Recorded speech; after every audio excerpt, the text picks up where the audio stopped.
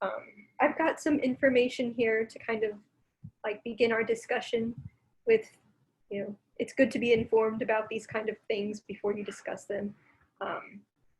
So big thanks to Jeremy too, because he's the one who gave me these resources.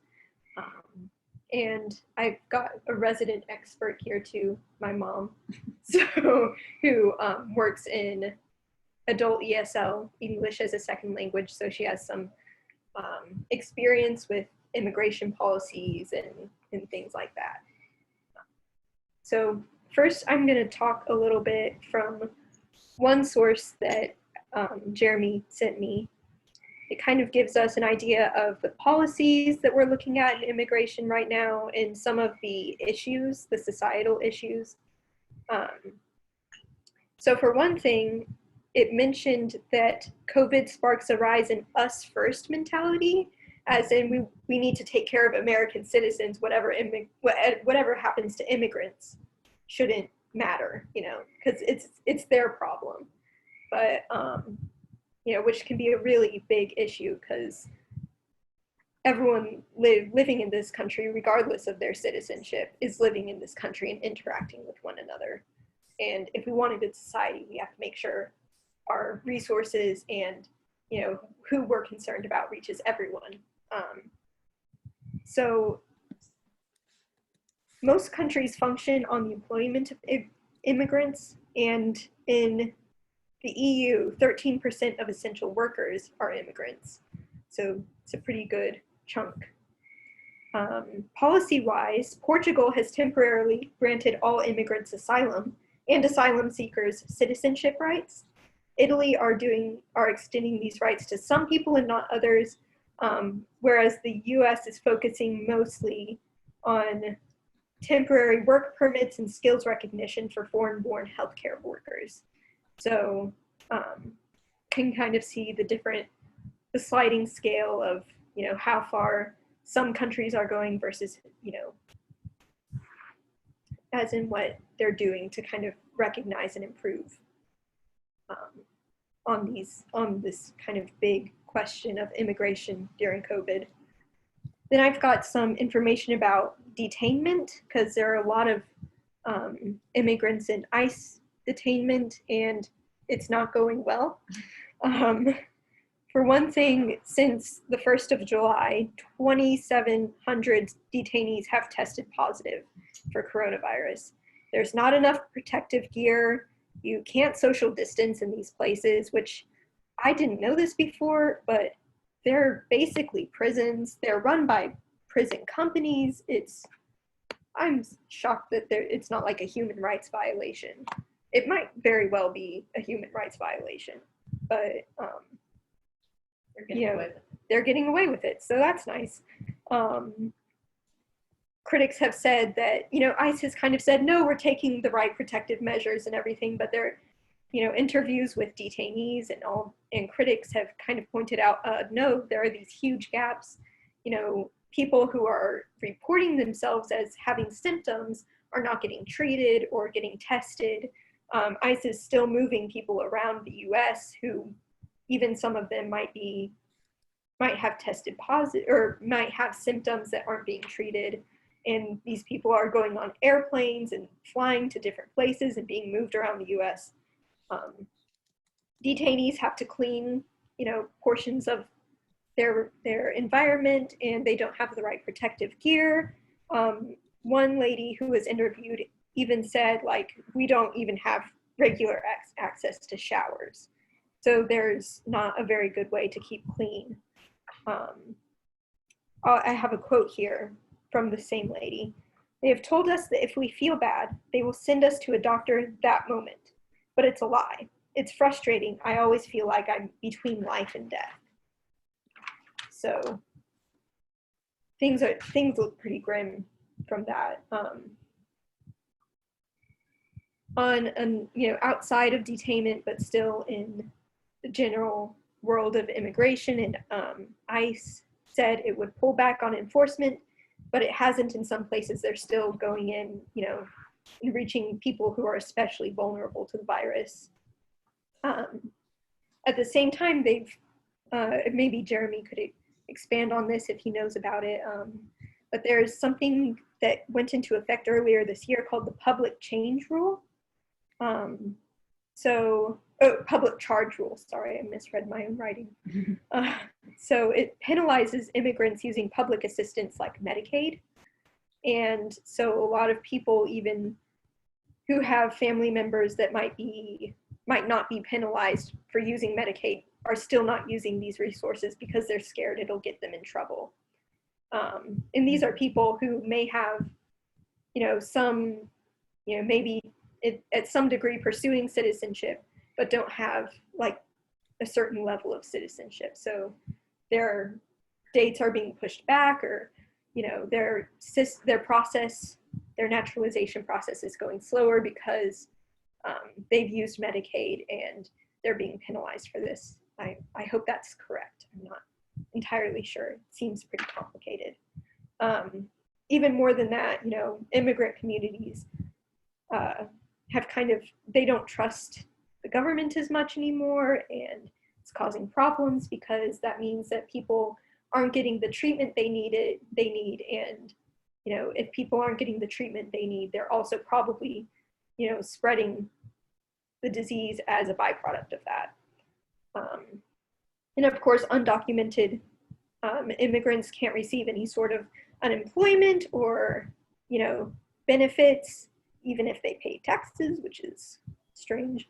And it also excludes anyone living with undocumented families. So for instance, a young person who was born in the US but is living with their undocumented family can't receive any sort of financial aid because of that. So there's a lot going on there, and I'm interested to hear your thoughts and discussions about what to do and how to view things. And I'm also putting some sources in the chat to kind of, if anyone wants to do some extra reading, we can go ahead and get started on some conversation if you want. Michael, that was excellent. Thank you for presenting that overview. That touches on a lot of the big things that are going on right now in the immigration world with respect to COVID that are not necessarily on the front page of the news because, I mean, everybody's looking at COVID. Everybody's looking at, all these other things, at protests, at federal deployments around the country, apparently. These other things these immigration issues seem to be background noises. I apologize for the cicadas. We're outside, so if you guys hear the ambience there, that's just the cicadas joining our chat. You mentioned the detainees being moved around the country. Think about the people they come in contact with when they're detained.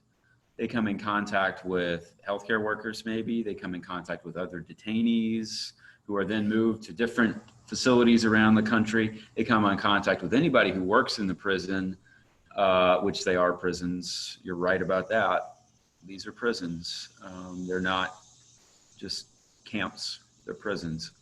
And then those people will leave and take the virus home to their communities. And I mean, this isn't just an immigration issue. This is a way that this virus is spreading in this country as well. And then I saw a New York Times report actually earlier today when I was supposed to be doing my continuing education at lunch online. I read this article where it described, and there was a video that accompanied it, where it described detainees actually being deported to their home countries by the hundreds who are COVID positive. So not only are we spreading this virus around the country from usually small city to small city where these detention facilities, prisons are located, into the communities in those places and among all the detainees, we're then exporting the virus from our petri dish of a country now to all these different countries around the world, where it is in fact being controlled better than it is here.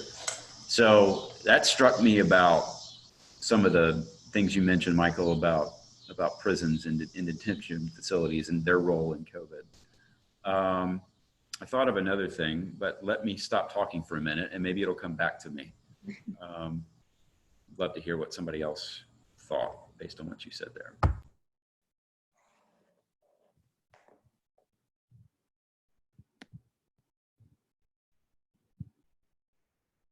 I feel like Okay. Good. oh, Oh, I've been sitting here unmuted. I can't believe I haven't made weird noises. I read that same article about how we're exporting COVID with our flights. I mean, mostly in Central America, but you know, everywhere. I'm just panicked about the grand plan of completely derailing all of immigration and what is happening with that and how quickly it's being dismantled completely on all fronts. And then what in the world, you know, even, I mean, I think my first touching the toes in the water of immigration issues came through refugee stuff. And, you know, that whole thing is so completely dead and is becoming so dismantled because so many of the resettlement agencies can't survive without people to resettle and the federal funds that come with that and that kind of thing, that, you know, it might be a 24 to 36 month restart to even build back that kind of thing. But I don't understand. USCIS is dying so quick and so rapidly. I don't even understand what is there today, what is happening in the next 3 months, and then how long, if the election goes in a positive way for immigrants and immigrant rights type folks, does it take to reassemble all that? Because it seems like the tearing down is a lot quicker than the building back up. And Michael, I totally apologize that I was late coming and I did miss the first part. So if I'm speaking tangentially on what you talked about, it's my fault. no, that's perfectly fine. You know, good information bears repeating, and honestly, I think you came in after I had like just started speaking. So yeah, Melissa, to your point on USCIS, so at Hope Works, we've always had one of the USCIS, I can't remember what her title is, it's not a community engagement officer, but it's something like that. But anyway, she has often come to speak to our students and kind of does rounds in different areas. And we have not had her come to speak in such a long time because her project was defunded and she just couldn't make it out to where we were. She did actually, it was this week, I want to say Tuesday, is that right? Yesterday? That we actually did a Zoom meeting with her, and she kind of presented everything. But I do think that it's a little bit discouraging for our students. I think there's a lot of confusion and feeling like things are stalling out and wondering how long is this going to take, or this process started. And it's kind of wonky because for some of them, and Jeremy, I'm sure, knows this better than I do, but some of them have been here for so long, and then they're seeing people who came in more recently and all their application stuff was processed right away. Because of the way that they changed some policies. I do think there's a lot of uncertainty and insecurity, I would say, for our students. Nicole, that brought to mind maybe the other half of what I was going to mention. So, Michael, you briefly discussed the public charge rules, and those went into effect in February. The public charge rules essentially are, you're right, just talking about, supposed to be addressing this phantom problem that exists of immigrants receiving public benefits. Now, immigrants don't qualify for many public benefits and don't receive them anyway. So what's actually happening is they're being scrutinized carefully for whether any of their household members have received these benefits, even if their household members qualify for them and are U.S. citizens. And it's had a chilling effect on a lot of people who have started going through this process. And the other half of it is, it seems that they, as part of these public charge rules, that they are trying to exclude anyone who doesn't have a middle class or better income already from becoming a lawful permanent resident and eventually a U.S. citizen of the United States. So that's been a phantom, not a phantom, it's been a kind of the under the radar change that has occurred that was not really related to COVID, but came in right as COVID started. The cicadas are really joining in now, y'all, sorry. Came in right as COVID started. So it's been something we've been dealing with since then. You mentioned USCIS, Michael and Nicole, both of you guys mentioned this. They're slowing down, and Melissa, I think you did too. 70% of their workforce is on the verge of being furloughed.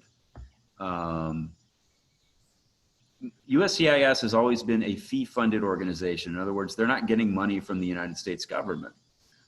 They're getting fees for the applications that they receive. So for example, someone applies for naturalization for U.S. citizenship.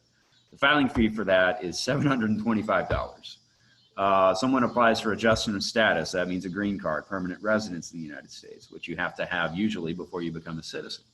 Add up all the fees there, it can be anywhere between $1,200 and $3,000 for an application. That's just, for them to process the application. That's not guaranteeing that you're— Don't forget fingerprints. That's a good part of it. They 95. charge you to take your fingerprints. Another $85 are tacked on. Yes. You're right. Unless you're in one of those lucky categories where they waive the fee on that. DACA, for example, the work permits for students that, pursuant to a court order in Maryland that was issued just this past Friday, new DACA applicants are suddenly just this week eligible to apply again. I actually wondered if that wouldn't save some people, some government workers, because of the new ruling. Well, we'll see how long that sticks, right? So they could stay it. There could be an appeal, and the appeals court could stay it. Do you feel like it won't stick? The president's already said he wants to get rid of the program again, right? So what I've told people this week is everything is a dice roll right now. It's not a dice roll probably for your future. I don't think this is going to get you in trouble if you try, but I can't guarantee it's not, because we don't know how the election's going to go. We don't know what the policies are going to be going forward. And there could be a stay issued on that decision from Maryland at any point. That could come this week. It could come 6 months from now. It could never come. On my Hispanic, or the folks that I follow and everything, they're all encouraging everybody to jump on this. Do you think that's bad advice? No, I don't think it's bad advice. Because it just seems to be the law of the moment. I think if you come at it as you must do this and you must do it immediately without clear eyes on it, Melissa, that's where you have a problem. Because it could be that it goes away. It could be that people are giving information to the government that is then used Right. later. No, I already thought the odds of that are not astronomical, but especially if the election goes a certain way, but it's not within the realm of thought. It's not outside. So I think the way I've been approaching it with people this week is, listen, if you want to do it, I mean, I probably would if I were you guys. I'd probably do it because I think the benefits outweigh the risks. But there is a chance that this is denied because of a change in the court status, stay in the execution of the order. It could be that the president issues a new executive order himself and that eliminates the program in a way that the Supreme Court would find okay. Could be that everything's fine and you can proceed. Any of those are possible. You just need to look at this with clear eyes before filing. And as long as you understand that there is no guarantee that this is going to work and that there is at least some risk to doing it, and you still decide to move forward, that's fine. I would do it. I'm going to throw in some levity. Literally, I can't remember exactly who it was, and it wasn't Latino Memphis, it wasn't CUUV, it was sort of a side group of folks, but they're like, everybody's celebrating the legal decision. I think that's fair for everybody to just, it is something to celebrate. But then they said, like, Yeah, but before you do anything, remove TikTok from your phone. Like, that's really the danger right now. I thought that was pretty cool coming in Spanish. Y'all know what I'm talking about. Yeah. I seem to have missed this one. It's like China is spying on all of us through TikTok now. Oh, okay. Well, not Which is so a hot app in the refugee/immigrant community. I think it's a hot app generally, Melissa. No, I don't know. I'm not a TikToker, but Wait, have you got a TikTok? Because I do I have not. no TikTok. I don't have any social media. I stay away from it all. I don't even have a Facebook. And just because we're all chatting, I think I can tell everybody here, thank you for today. Food Bank was hard, and y'all, everybody is a part of the win. So thanks. I had to sit down and flatten boxes for a little bit. I was like, oh, I can't keep, I was like, oh, I'm so tired. You should have seen me from 1 p.m. till 3 p.m. My feet were as high as I could get them, and I was sound asleep. Oh, I just wanted to bring up a couple of things. And Michael, this was not in your research. I don't know. But a couple of things that I've thought of with COVID or that we've seen affecting our clients and population. One is school for the children has been really a big challenge for some of our students. A lot of them don't have computers, they don't have access, and a lot of them also don't have the language capability to help their children at school or at home and just kind of supplement that way. And I've heard it expressed that they're pretty stressed about that because education is such a high priority, and they really, a lot of our families see that as that's what they would sacrifice for, or they see that as the way for their children.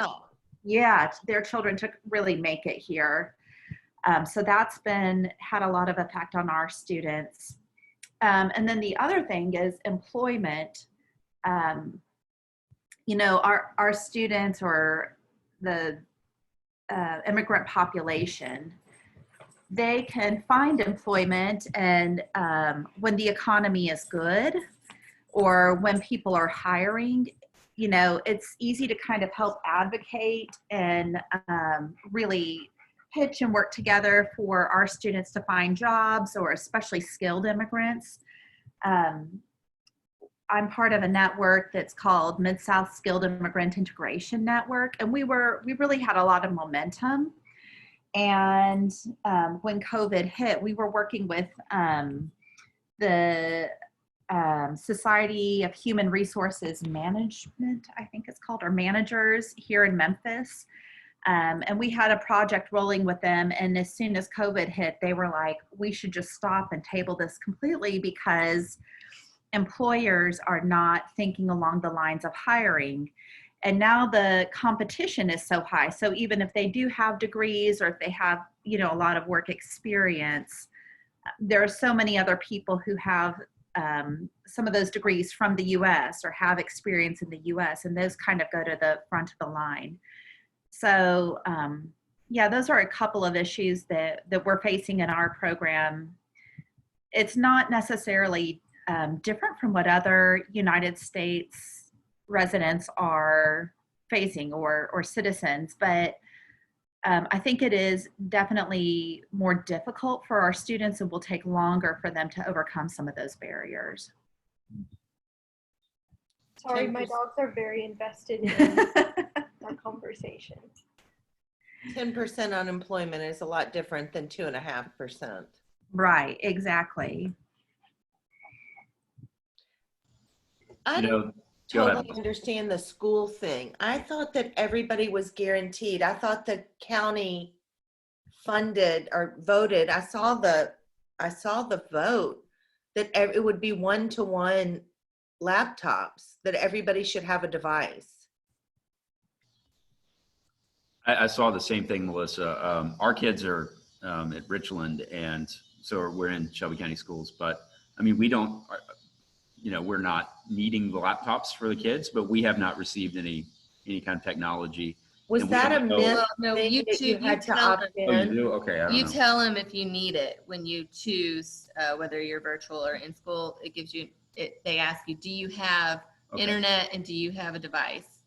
So I said yes. So I think What they're- did y'all choose? Is that rude to ask? we chose virtual. And so you hit that button and then it said, do you have internet and do you have a device? I think it was just 3 multiple choice, and it said in school or virtual, and then do you have a device and do you have internet? Because I think they're going to want to know that, because even if somebody chooses in school, if something happens and there's an outbreak at the school, everybody's going to have to go to virtual. So they need to know who's going to need devices and who needs internet. Yeah. And not only that, I mean, from March until the end of May, the kids were not in school, mid-March till the end of May, and there was no plan for distribution of laptops. So I'm sure a lot of what Nicole saw in her work, her job, was parents who suddenly, had kids at home they didn't expect to be there, and then they also didn't have the connectivity and the devices. Not able to get an education. So yeah, I think you're right, Melissa, that going for this coming semester and at the end of August, we should be in a better spot as a Were county. y'all watching Channel 10 30 minutes a day for 3rd grade language arts? I mean, it was so underwhelming. I was crying for my families and folks I know. I mean, it was just so underwhelming what was provided after March. We had some. It's going to ramp up and it's going to feel real, and it's going to probably be more difficult to manage as a parent. And it would be 10 times more difficult if English wasn't your first language. Right. Exactly. So to Nicole's point, it's going to be even more stressful. I can imagine. Alicia, I hope you don't mind me kind of throwing you into the spotlight, but I wonder what you thought of all our discussion and, kind of what's going on, seeing as you're a medical professional. Well, my degree is in chemical engineering, so I don't know that. I'm more a scientist than a medical professional. Sorry. So my views is in regards to which part of this. Well, I was especially thinking about, the way that a lot of immigrants may not be able to be treated the way that they need to be in, especially in like these detainment centers, and the kind of lack of access to medical help, which, as you said, you know more about this than I do, because I don't know anything about chemistry or biology, so you're ahead of me, but I just kind of wondered what you thought. I don't want to put pressure on you or anything, so sorry about that. That's kind of okay, but I'm not sure. I'm trying to think what I would say. I mean, the whole physical distancing thing that I think everybody's been talking about seems like a problem. Yeah, I don't know that I really have medical knowledge to add to that. And thanks for bringing me in. I think I'm drawing a blank. sorry, I might have kind of derailed that by accident. Well, it's okay. Can I say something about medical stuff as a non-doctor, but person who knows immigrants? There are a lot, and you mentioned this, Michael, as well. There are a lot of immigrants who are doctors and nurses and healthcare professionals, home healthcare workers. Like 40% of home healthcare workers in the United States are immigrants. Something like close to 30% of doctors and nurses. So a large number, the largest percentage of jobs among my clients are construction workers. The second largest is doctors. So it's interesting to think about that and understand in the midst of a pandemic, you might be making these people make tough choices about whether they can ever visit their home or maybe even remain in their current job because of their immigration status, right? So that's just an extra wrinkle to think about when you're considering COVID and immigration, is so many of our healthcare workers who are treating people with COVID are in fact immigrants. That's Um, something that I found Rapists. kind of especially interesting because they said that the U.S. is working on work permits and skills recognition. So that would that be like recognizing doctors whose degrees aren't necessarily aren't usually like accepted in the U.S. Is that the kind of thing? Yeah, actually, I don't know if any of you guys follow Migration Policy Institute or get there. Did you see that today, Jeremy? I didn't today, Nicole. I did not today. Okay. Well, you probably were working, and but it did come in. I get it into my work email address, and sometimes take a minute to read it. But that's actually exactly what they were addressing, Michael, about credential recognition, and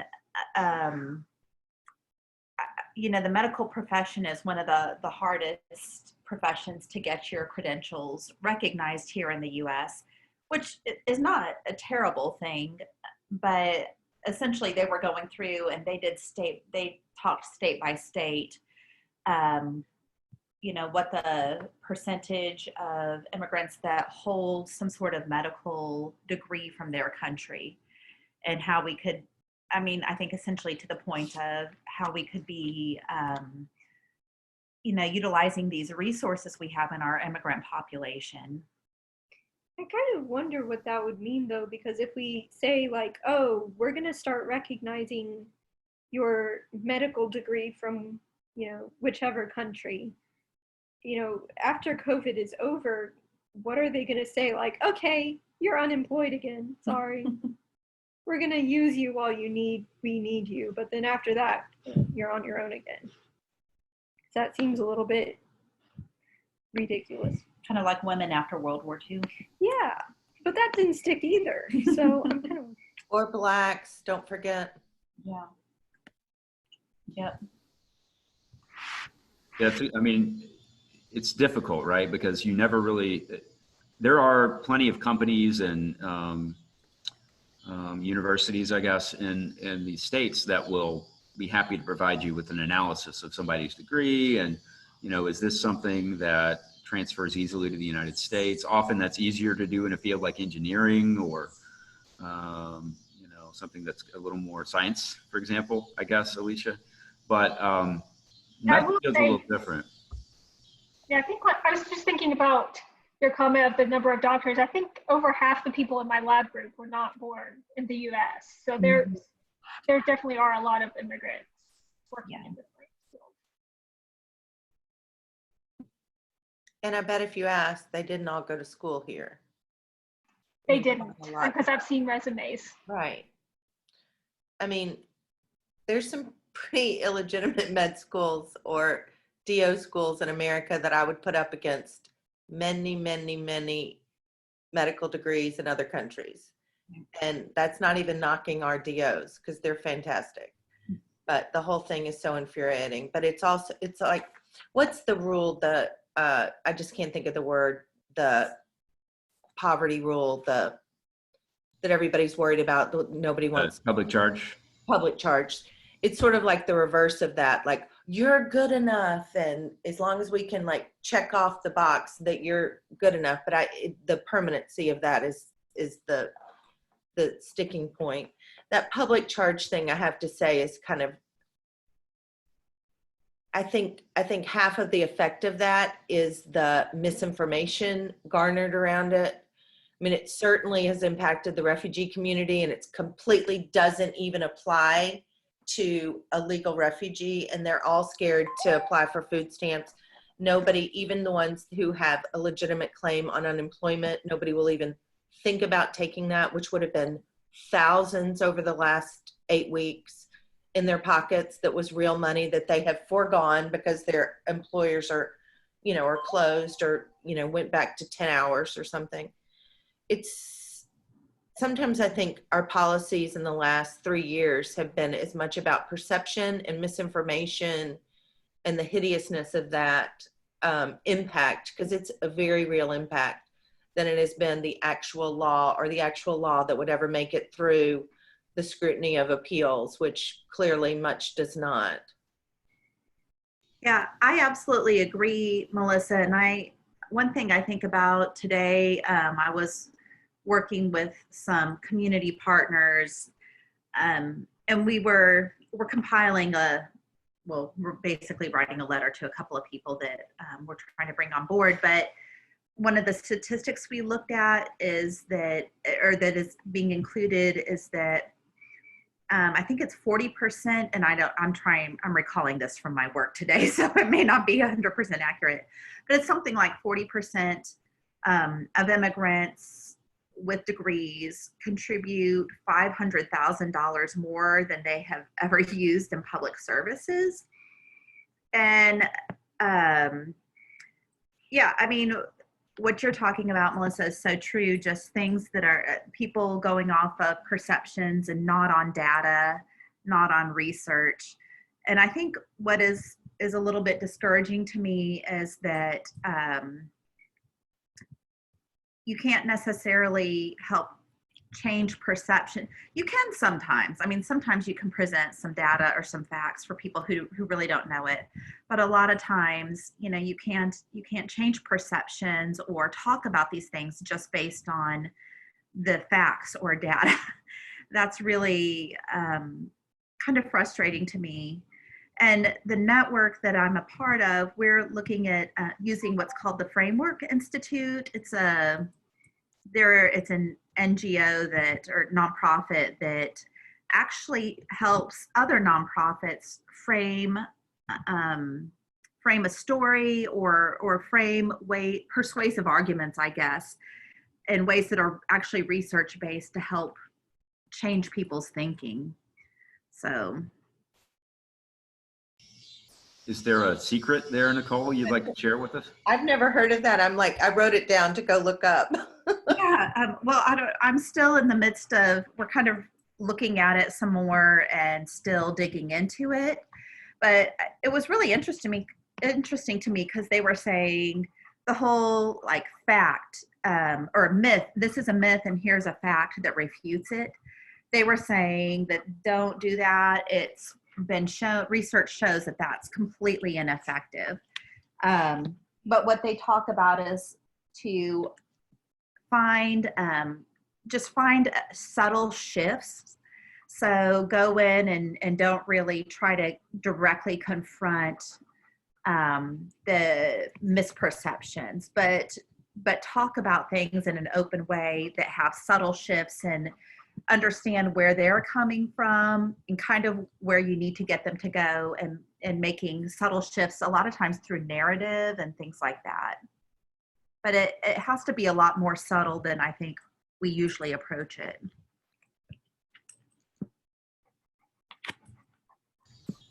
It seems like good advice.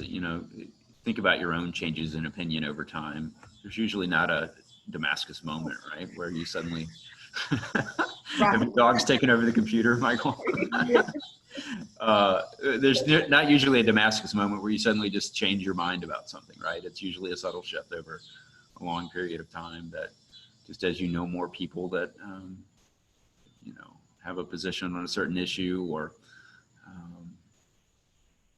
your experience in life will get you to where you have a different opinion about something versus a very quick, sudden change in opinion. So I get that. That makes a lot of sense. I wish I had that amount of time in court, but I don't. You can't always change everybody's mind that quickly. Yep, that's very true. Part of the reason we're using this model is because they're talking about sustainable change, sustainable, systemic, and scalable, the three S's. And just talking about how, like, even if you do get somebody to change their mind or, persuade them, it's not necessarily going to be something that is systemic or scalable or sustainable. So in those, trying to come across those considerations, you have to really take your time and be in it for the long haul, which is challenging. I kind of wonder, I think maybe kind of lost me in there, Mom. Sorry. I don't have all the jargon, but I kind of wonder, we've talked about how our system of dealing with immigration is really degraded and kind of dissipated over the past couple of years. I wonder if it could be like, what are your thoughts on it? Maybe sort of kind of like dissolving in order to come back together again in a better way. Especially if, after COVID-19, we realize, our population of immigrants in the US really do a lot to support our economy and our workforce. That kind of thing. Do you think that's like something that could happen, or is it just kind of gonna get worse before it gets better? Matthew Iglesias, who writes for Vox, is publishing a book called 1 Billion Americans. And in it, he, as I understand it, it's not out yet, but I'm very interested to read it. He lays out very carefully the case for just maybe not unfettered immigration, but close to it. And why we have a country, we have the resources, we have the land, we have the jobs, and as more immigrants were added to the country, more jobs and more opportunities would arise. But he lays out the case for essentially tripling the size of our country. And I think there's probably a lot to that. And it's not simply a matter of let's make our country more diverse, though that is I think, a side public good that would come from it. I think it would make our country better. Because, go ahead. That was VOX, right? Vox? Vox. Yeah, right. Okay, gotcha. He's a writer for Vox, the online news magazine, I guess. I don't know. Right, Vox. right. Yeah, news source. Fox, like Fox News? No, V. V is in Victor, not F. Vox, like voice, Vox. But yeah, Matthew Iglesias, 1 Billion Americans. I'm very interested to read that. No one really makes the case that I'm aware of for just almost unfettered immigration. You hear about abolish ICE, you hear about, occasionally maybe open borders, but there's not really a case for that that's been built. And I think he's going to build that case in that book. And he's written articles, long form articles for Vox, making that case. So I'm interested to see what that looks like in print, in long form, even longer form. Well, I could be wrong about this, but I seem to remember from my AP US history class in junior year of high school that, when the Constitution was being written and everything, the rules to becoming a citizen of the US was be here for 14 years. That's it. So, you think of, there are a lot of famous immigrants involved in, the making of this country, like the very awesome Lafayette, who is my favorite founding father. But yeah, so it almost could, I wonder if he uses that to support his argument. I don't know, it just popped into my head.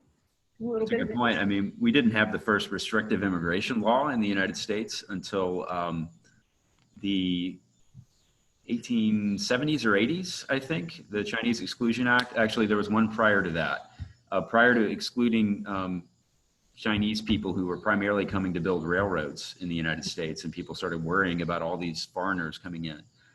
There was an act passed to exclude females from Asian countries. So that was the first real immigration law passed in the United States, to exclude females from certain Asian countries. There was irrational fear of disease and prostitution and other things at the time, but it's very, very xenophobic in its basis. So the first and second acts, statutory acts in the United States about immigration, didn't come until 100 years after the founding of the country. And they were both based in conspiracy theory and nonsense, essentially. Because everyone was an immigrant. It took 2 generations. I could probably sit at y'all's feet for hours and just listen to you, just learn from you. I'm so grateful. I actually, Nicole, when you were talking about that, kind of how you win people over, and not necessarily with facts and figures and data, and not necessarily by, starting immediately with the misconceptions and just hitting on it, directly. My mind went to my very first preaching class in seminary, where our professor was talking about this, among other things, and was talking about a model that used to be really, it was the traditional model, and it still is in a lot of churches, where if you imagine a hill kind of in the form of a triangle with the climax of the story or the sermon at that top point, as you're going up, up, up, it's all, we're going to hell, we're going to hell, we're going to hell. And you get to the top and Jesus Christ, and you come back down. But a contemporary version of this, which is probably more common in historic mainline churches, is you thought this passage was about this. You thought it was about this. You thought it was about this. I just saved you from your ignorance. La, la, la, la, la. Right. That's where I went with that. It's not a good model. It's because it's offensive. So I'm also intrigued by that, and I'd love to see more about that. I know we only have a few more minutes, Michael, but I did want to throw out the question. We are in the midst of this big discernment process on immigration at the church, even though we've hit this giant pause button along with a number of other things.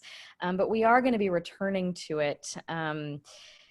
It's either going to be the third Friday in September or the fourth Friday. We're just waiting on a final panelist to make that decision, but we are going to be returning to it. And so we're going to be turning to the actual discernment part of this, that after what has now been months of exploring immigration from a number of different angles, how are we as a church called to respond? What on earth can we do as a congregation? So I would love to hear, just very briefly, I know we've only got a couple minutes, where, ideally, what is your hope for us when it comes to this issue?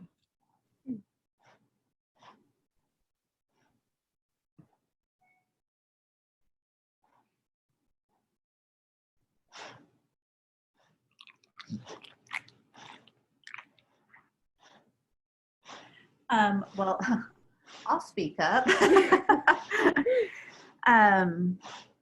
Maybe just being intentional about partnering with the efforts that currently exist here in the city, or in the county, I should say, but just thinking about how every single meeting I go to that has multiple organizations there, they talk about how we work in silos, and that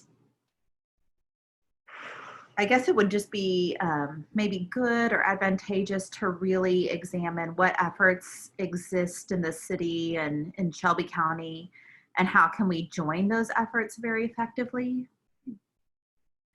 to add to or add value.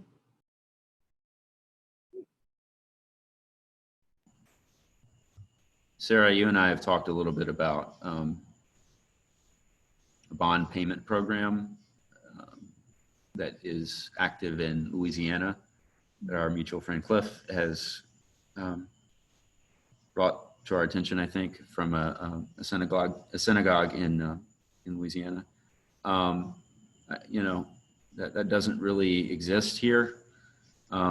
Immigrants, just so everybody knows, immigrants, when they're detained, often will receive a bond, even if they're a non-criminal. They have to pay a bond to be released from jail. That bond has to be paid in full and has to be paid in cash. The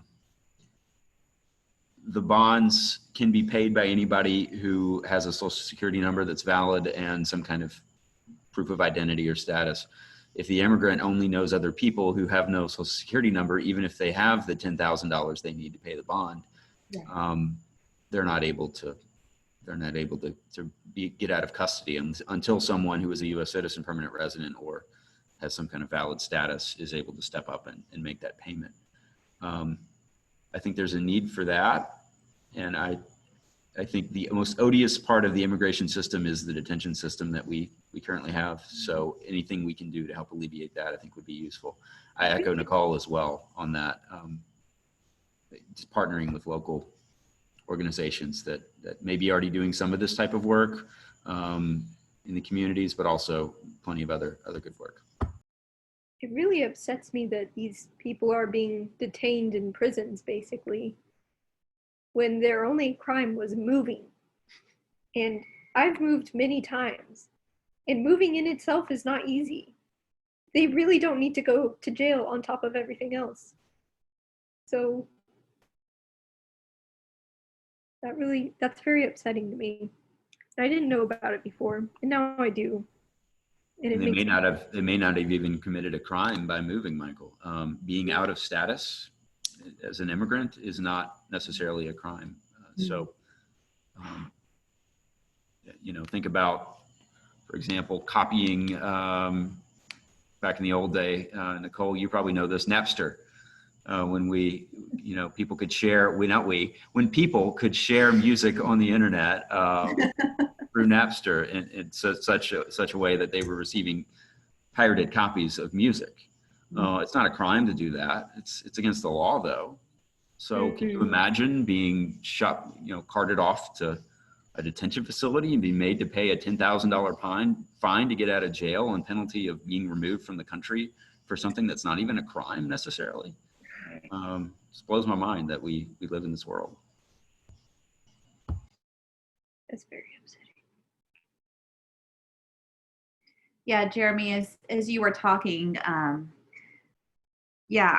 totally agree. And I think kind of what I hear you saying is identifying some gaps in this area, in Shelby County, services that are not being provided. And I think that's another great way to be intentional.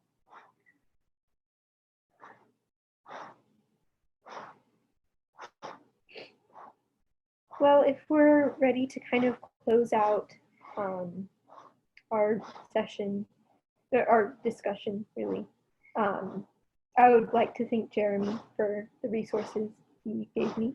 They were very helpful, and also for his expertise on the subject. I'd also like to thank Sarah for giving me the topic in the first place. She was originally going to discuss this herself, and she proposed that I do it, so thank you very much. Thank you, Michael. Yes, thank you, Michael. Led us well.